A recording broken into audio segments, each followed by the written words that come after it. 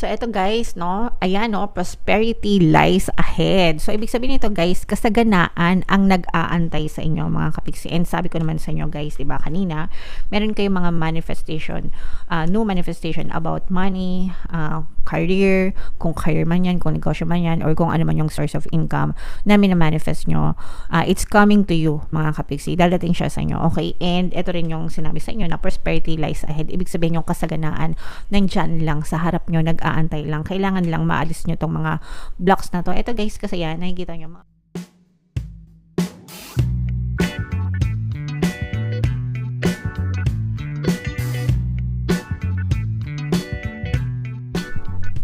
Hello guys, hello Leo, welcome back to Pinay Pixie Tarot. Ang pamagat ng episode natin for tonight is Full Moon Kapalaran para ngayong March to April para sa Leo, Sun, Moon, Rising, Sign, and Venus.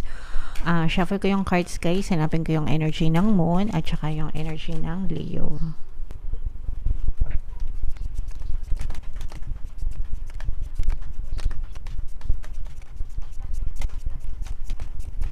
So, ito yung energy ng Moon, mga kapiksi. Ngayon naman, hanapin natin yung energy ng Leo.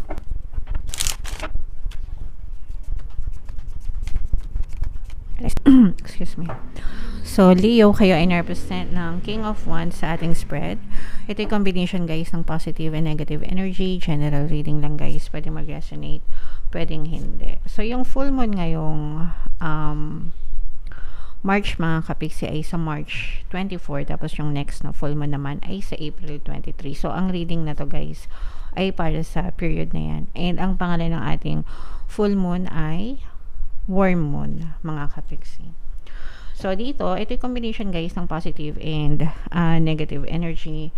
Mga kapiksi, meron tayong nakikitang presence dito ng Earth signs, Capricorn, Taurus, Virgo, Water signs, Cancer, Pisces, Scorpio, at saka Air signs, Aquarius, Gemini, Libra. So, ito guys, medyo may nagpapahirap sa inyo. You're facing a lot of toxicities, especially pagdating sa kaperahan nyo or sa pinagtatrabahuhan nyo, mga kapiksi. Yung iba sa inyo, meron naman kayong source of income, no? So, it's either employed kayo, may trabaho kayo, ganyan, o kaya naman, kung kayo ay independent na kumikita, let's say for example, business owner, or benta-benta ng ganto-ganto, ganyan-ganyan, nakikita natin na medyo toxic, pakiramdam nyo toxic. So, let's say for example, empleyado kayo, parang either toxic yung boss nyo or toxic yung mga kasamahan nyo sa trabaho or toxic yung supervisor nyo, ganyan, or yung environment mismo. Sometimes yung environment, yung culture, yun yung toxic, mga kapiksi. So, you're facing difficulties doon. Yung iba parang mga TNT, narinig natin guys yung salitang TNT. So, baka nasa ibang bansa kayo, tas hindi kayo nakapag-renew ng kontrata, ganyan, tas nagti-TNT kayo. So, nandun yung toxicity kasi kailangan nyo magtago just for you to stay dyan para kumita kayo ng pera. So, may mga ganun tayong nakikita, mga kapiksi. And for some of you naman, kung kayo naman ay negosyante, medyo napapansin nyo na parang medyo bumababa ng konti yung sales nyo kasi nagkakaroon ng competition. So, let's say for example, nag-grab kayo, ganyan. So, parang napapansin nyo na medyo bumababa na yung kita, hindi na ganun kalakasan, etc. etc. So, yung mga ganung klase, mga kapiksi, okay? So, syempre guys, hindi naman natin maiwasan yung toxicities, yung sa environment, di ba? Ang tanging makokontrol nyo lang is yung perception nyo about your situation. Yung ibig sabihin, how you perceive your situation. Okay lang kahit masungit yung boss ko, at least may trabaho ko, 'di ba? Yun dapat yung palaging, kumbaga, ganoon dapat yung perception. Always look for the bright side of things. Okay lang kahit marites yung mga kasama ko sa trabaho, at least hindi ako yung pinag-uusapan, no? Kaya wala akong pakialam kahit imarites nila ako, hindi naman sila yung nagpapakain sa akin.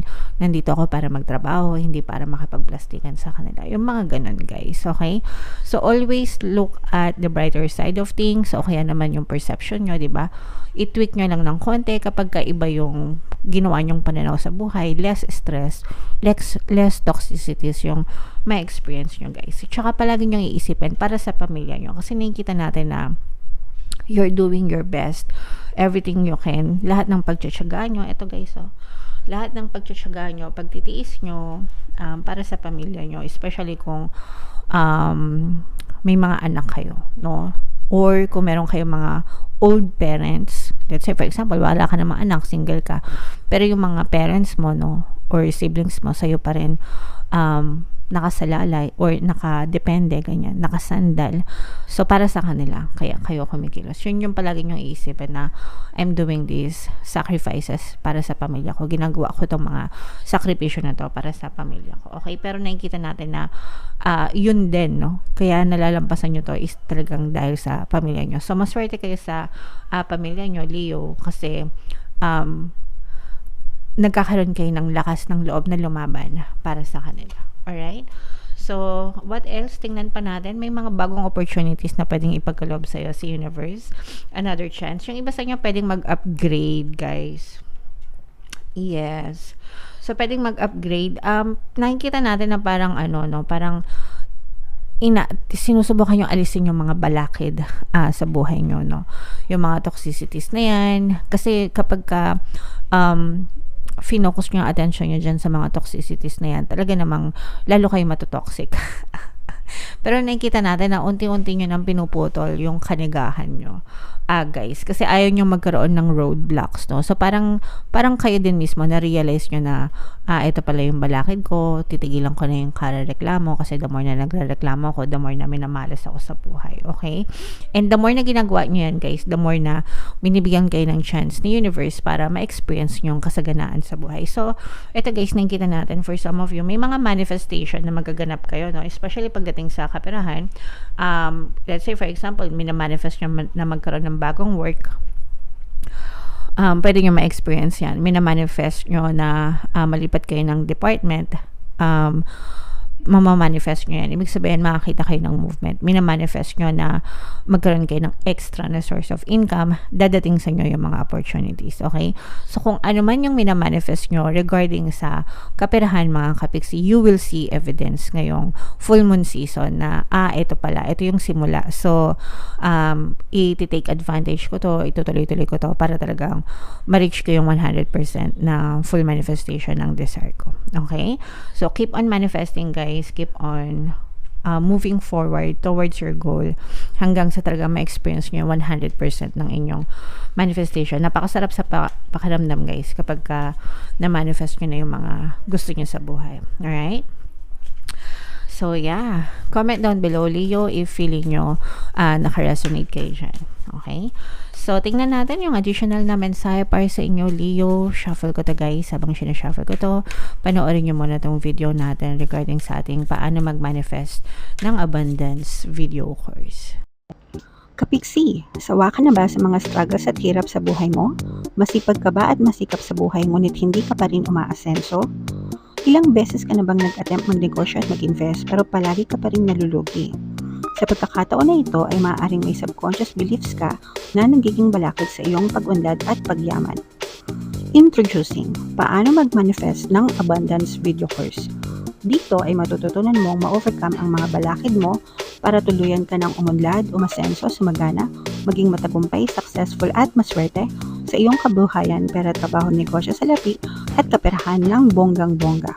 Dali, mag-send na ng email sa pinoypixitaro@gmail.com at simulan na ang iyong pagyaman ngayon. Alright. So, sabay-sabay tayong magpayaman, guys. Ngayon, 2024, no? Nauna na ako, sunod na kayo, guys. Joke lang. Mag-avail na kayo ng course, guys. Sobrang ganda talaga niyan. And meron tayong tawag dito, promo ngayong March, no? Until March 31, magbibigay ako ng 1 free pampaswerte subliminal sa lahat na mag-avail ng course, guys. Kaya mag-avail na kayo. Sobrang ganda talaga niyan, mga kapiksi. And meron din tayong email coaching, manifest your desires using the law of attraction. If meron kayo, guys, na mga specific na gusto nyong i-manifest, pwedeng love and relationship, pwedeng money or career, pwede kayo magpabook, guys, ng email coaching session with me. Mag-send lang kayo, guys, ng email sa pinoypixitaro@gmail.com. So, eto, guys, no? Ayan, no? Prosperity lies ahead. So, ibig sabihin nito, guys, kasaganaan ang nag-aantay sa inyo, mga kapiksi. And sabi ko naman sa inyo, guys, di ba, kanina, meron kayong mga manifestation new manifestation about money, career, kung career man yan, kung negosyo man yan, or kung ano man yung source of income na minamanifest nyo, it's coming to you, mga kapiksi. Dadating siya sa inyo, okay? And ito rin yung sinabi sa inyo na prosperity lies ahead. Ibig sabihin yung kasaganaan nandyan lang sa harap nyo, nag-aantay lang. Kailangan lang maalis nyo tong mga blocks na to. Ito guys, kasi yan, nakikita nyo, mga balakid yan, no? So, kailangan siyang mahawi. Kailangan maalis yung mga blocks nyo, mga money blocks nyo, no? Kaya nga tayo may course. Meron akong course. Yung course na ino-offer ko guys, paano mag-manifest ng abundance. It's all about removing your blocks, mga kapiksi. So, para maka-experience talaga kayo ng kasaganaan. So, pwede kayo mag-avail nun guys. Pero may bayad yun, no? Mag-send na lang kayo ng email. Pero yan talaga yung nag-aantay sa inyo guys, kasaganaan. So, if you know your blocks and ma-overcome nyo siya, talagang ma-experience nyo tong kasaganaan sa buhay, mga kapiksi. Alright? So, ito guys, i-mind nyo na yan sa comment section. Mind prosperity, mind kasaganaan, mind blessings, diba? And itong mga new opportunity sa money, manifestation about money, mind manifestation on money, mind manifestation sa career, mind manifestation sa pera, yan. I-mind nyo yan lahat guys sa comment section. I-claim nyo yan kasi deserve nyo yan, mga kapiksi. Alright? So, attune to the moon guys. Get or give a massage. Healthy body, healthy mind, healthy body din, mga kapiksi. So, hindi paminsan-minsan, no? Kailangan binibigyan talaga natin ng sapat na panahon yung ating pangangatawan, isipan, ganyan, para makapagpahinga, makapag-recharge, mga kapiksi. So, kaya nga sabi, healthy body, healthy mind, healthy body. So, magpamasahe kayo, magpaspa kayo. Kung hindi naman, kahit sa bahay lang guys, yung mga anak-anak nyo, kung may mga anak kayo, magpamasahe kayo. Kasi ako ganun lang ginagawa ko guys, okay? Additional meanings for this card guys, you will soon be able to afford the thing you're dreaming of. Ibig sabihin, kayang-kaya nyong ma-afford, kayang-kaya nyong bilhin, mga kapiksi, no? Yung mga bagay na gusto nyong bilhin, kung ano man yan guys. Kaya i-claim nyo na yan guys, no? Palagi lang kayo mag-affirm about money guys, no? Kahit hindi nyo siya na-experience right now. Ang purpose kasi ng pag-affirm is reprogram ang inyong subconscious mind para ma-realize nyo sa buhay nyo yung mga bagay na gusto nyong ma-achieve. So, pagdating sa money affirmations guys, 3 affirmations yung sinishare ko sa inyo palagi. Una, money come to me. Pangalawa, yung palagi ako may pera, palagi ako nagkakapera. And pangatlo, yung isang bagong favorite ko, I am the queen of abundance, I am the king of abundance. So yan guys, palagi nyo lang yan sabihin araw-araw, kahit hindi siya totoo for now, pero dadating yung time na marirealize nyo na palagi na pala talaga kayong nagkakapera. Okay? Sinishare ko yan sa inyo guys kasi yan lang din yung ginawa ko. Okay? Alright. Getting clear on what you value most will help you find peace. Kapag alam mo yung gusto mo, mga kapiksi, kapag malinaw yung isip mo, nagkakaroon ka din ng malinaw na direksyon sa buhay.